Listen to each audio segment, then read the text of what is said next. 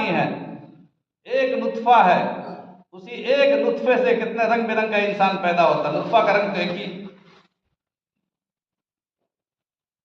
ये साइंस का मुताला नहीं है, कायनात का मुताला नहीं है, ये मेडिकल साइंस नहीं है।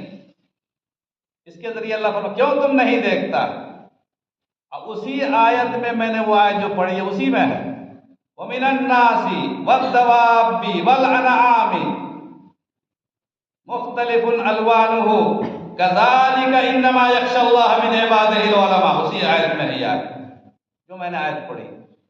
इसी तरीके से जब इंसान गौर करता है तो अल्लाह की खशियत दिल में पैदा होती है, और वो कैफियत पैदा होती है, वो नूर पैदा होता है, जिस नूर के जरिए से इंसान अल्लाह का मुताला करता है।